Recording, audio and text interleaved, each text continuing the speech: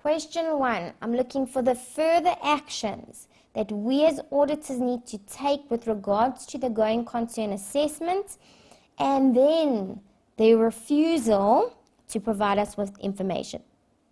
So guys, before I go into the scenario, I want to go into ISA 570 just to see what it says we should do with regards to management's going concern assessment.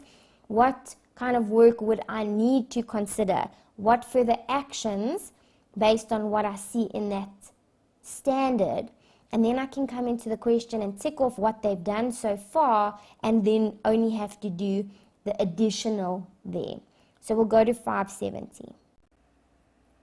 I come into ISA 570 or going concern, and I'm very much interested in evaluating management's assessment and potentially your conclusions and implications if we are unable to get the evidence that we need, because they ask for our further actions.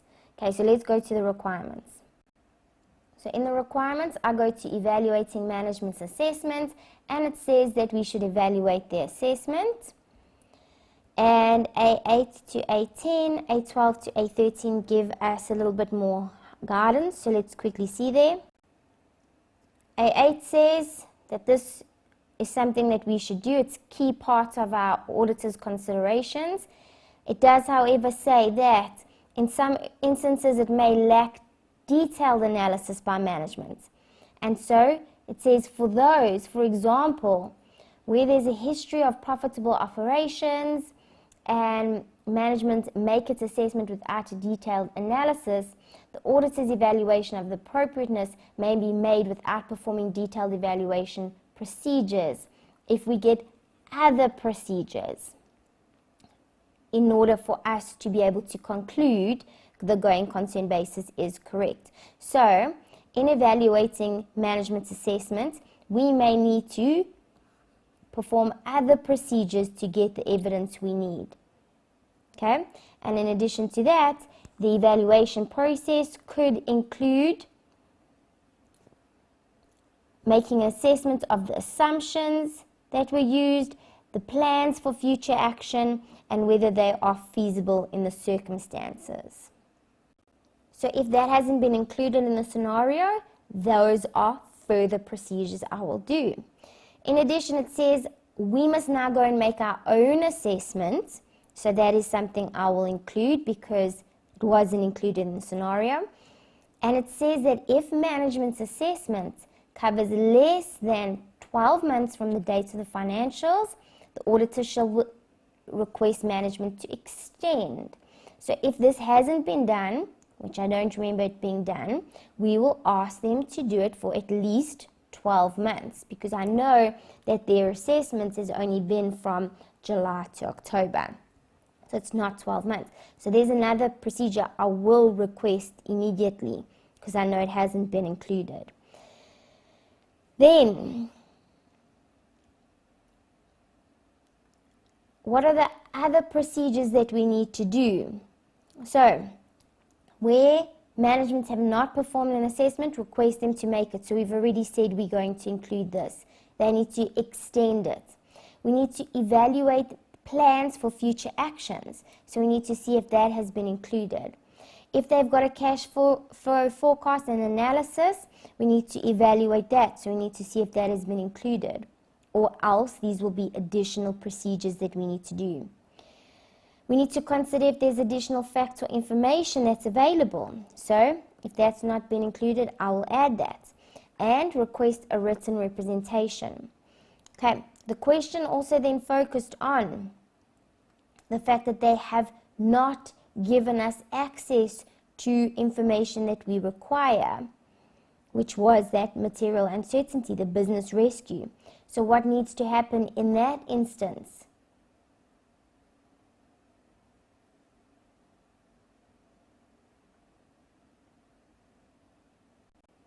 We look at reporting options. So is it inappropriate? We don't know. We haven't got the information. I need to continue to see where they say what happens if we were unable to gather the information. So we get a material uncertainty and it's been disclosed. There's a material uncertainty and adequate disclosure has not been made. And this is the scenario. However, we still are not sure if it is a material uncertainty because we haven't been able to get the evidence. So now I potentially need to go to another standard where it gives me an idea of what do we do if we can't get the evidence we need. So your other reports, ISA 705. Before we go there, we'll finish here quickly, and it says management are unwilling to make or extend, which is the case. If we ask them and they won't, which is something we're going to have to consider because we're going to have to ask them too. We don't know if they will at this point. So A35 says if they're unwilling to do so, qualified or disclaimer. So those become options. Okay, I want to go to ISA 705 now, which deals with your auditor's report if there's a modification. ISA 705, modifications to the audit report. Let's go straight down to the requirements, circumstances when a modification, and then the types of modification. Circumstances, you modify if you get the audit evidence that there are material misstatements or if you are unable to get sufficient and appropriate evidence, which is the scenario here. There's been a limitation of scope. And so if you are unable to, you will either give a qualified if you feel that it is material but not pervasive, or disclaimer if you feel that there could be material and pervasive misstatements as a result of being unable to gather that information. Okay, so ultimately there's been an imposed limitation. What are the consequences if there is an imposed limitation? We've got to request them to remove the limitation, and if they refuse to remove it, then consider whether it's material and not pervasive, where we qualify, or if it's material and pervasive, we consider if we can withdraw or we disclaim. Okay, and you've got to communicate this with management and those charged with, or communicate it with those charged with governance, because management have imposed the limitation. Okay, so let's go into the scenario to see what they have done for us to then add our further procedures. Okay, so guys, I wasn't limited to a specific place in the scenario, so I need to come through the scenario and see where I've noted anything about management's assessment on the going concern and anything about not giving us access to the business rescue information. And then I need to tick off what I've done, what actions I've taken, and then focus on what else needs to be done. Okay, so as I come down here, we get to things with regards to the going concern. And I see here, I've got you, it's not for 12 months, it's from 1 May to 30 April. So I already know I'm going to have one action where I need to request that this gets done for 12 months. So as soon as I've picked something up, go and put it in your solution, because you're not getting marks for having picked it up on your scenario. You're getting marks if it's in your solution. So I'm doing question 1, and this has got to do with the going concern assessment. And I'm going to say request management extend the going concern assessment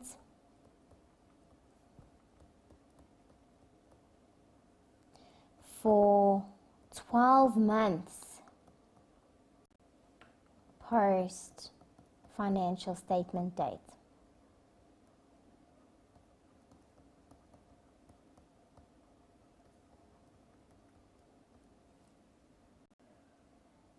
Okay, and I've now addressed that element of it. When you continue to read, they then go and discuss the business rescue proceedings, and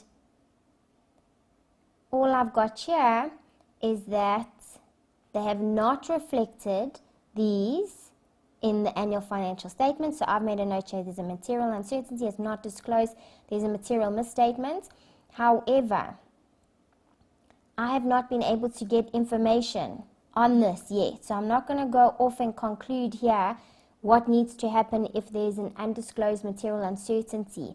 I need to focus on the trying to prove that they only have a material uncertainty, which is through this getting information on the limitation of scope, this business rescue plan and proceedings. So here they've said that they haven't given us access. So as soon as there's a limitation of scope, ISA 705 said you need to ask for the limitation to be lifted. Okay, they haven't said that anywhere, so I'm going to go and add that immediately. So because I've initially set out addressing these two separately, I'm going to leave some space, and I'm going to say over here the refusal to provide information on business rescue. And I'm going to start by request management lift the limitation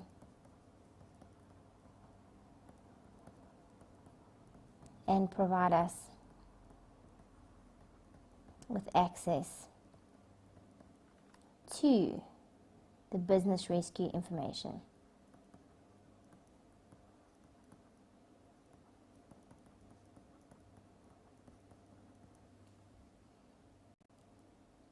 Okay, and that's then addressing one part of that limitation. Okay, I need to continue on to see if they have discussed anything more about either, and we get down to the going concern assessment, and there you can see what was done in the going concern assessment. Well, for the period that they had provided us, the auditors had obtained the assessments, they had discussed it with management, including their view on the going concern status, and they discussed and evaluated plans for future actions with regard to their going concern assessment to determine if it was feasible. So that's what's been done. So now I need to do additional to that. Okay, so let's quickly go to 570. So the auditor has to cover the same period used by management. However, if management have not gone for 12 months after the date of the financials, we have to request that they do, so that has been done. Okay, this is with regards to their assessment. So I've got my mark for asking them to do so. Again, under my additional procedures, if they haven't done an assessment, which they have requested they do it, we have requested that they extend it, so that's a mark done. Evaluating management's plans for future actions, that point was addressed as covering the assessment period. Okay, so A17 gives us some examples. And it says evaluating their future plans, inquiries with management, so that has been done. I don't have to add that as an additional procedure. So I've addressed that as an action. I've addressed getting the cash flow forecast and analyzing it. That was part of the work that I'd done. Requesting written representation, that hasn't been added, so I'll add that to additional or further procedures. So I'm going to request management representation regarding the future plans.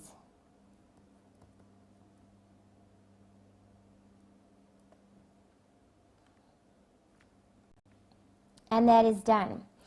So now we get into auditor conclusions. So I want to address conclusions if they don't make the assessments, because we've asked them to, but what happens if they don't? So if you go right to the end, it says, if they are unwilling to make or extend, we got to consider the implications for auditor's reports. A35, and A35 says, if management are unwilling to do so, we would have to give a qualified or a disclaimer of opinion if we were not able, if it was not possible for the auditor to obtain sufficient and appropriate evidence about the going concern basis of accounting. So before I go ahead and put those two down as options, further actions, I want to first discuss that I need to try and obtain sufficient and appropriate evidence regardless of their assessment. So I'm going to say, perform other procedures in an attempt to obtain sufficient and appropriate evidence about the going concern basis of accounting in order to conclude if it is appropriate. And if I'm unable, so from here I'll say, if the auditor is unable to obtain sufficient and appropriate evidence, then 1, I will give a qualified opinion if the potential misstatement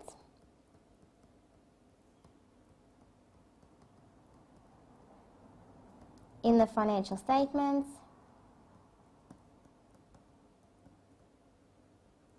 is material but not pervasive, or a disclaimer if the potential misstatement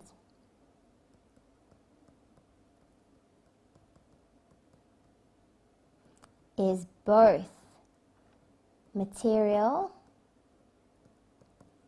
and pervasive. Okay, because the standard says the two, but you need to justify why you would go with each of those options. Okay, and that's now the assessment done.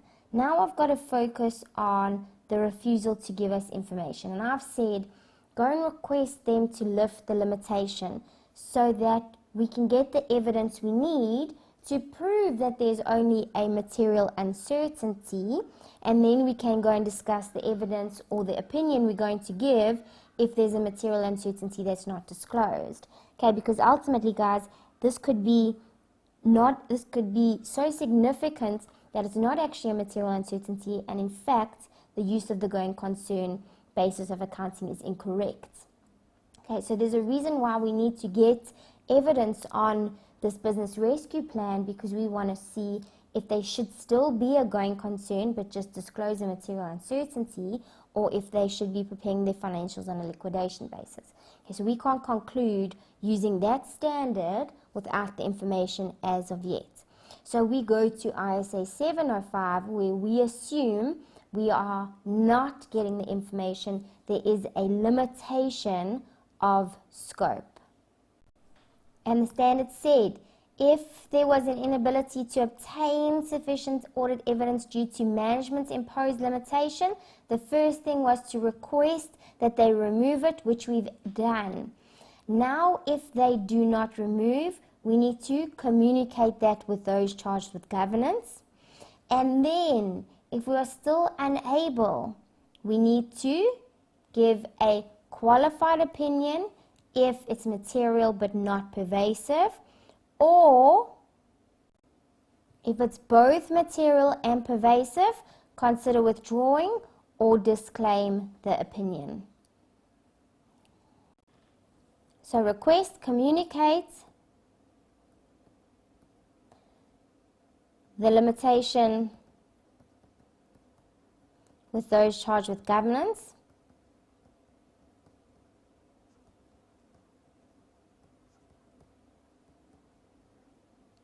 And then I need to modify the audit report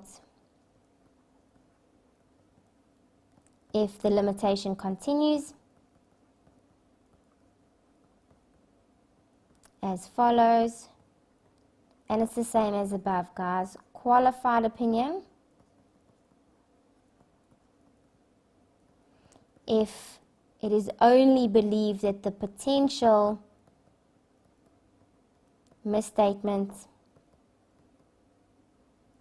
is material and not pervasive, or disclaimer if the potential misstatement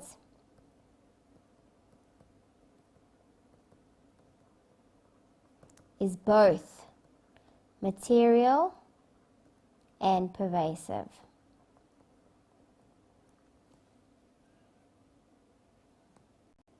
And then what do we know when we're discussing reporting, guys? If there is that modification, we need to discuss the key audit matters, if there are any key audit matters here, which would be the case because of the scope limitation and the material uncertainty with regards to the going concern. And then also the basis for our qualified or disclaimer needs to be because of this material uncertainty that we haven't been able to get evidence over. Okay, so basis of opinion is the material uncertainty about the going concern basis of accounting.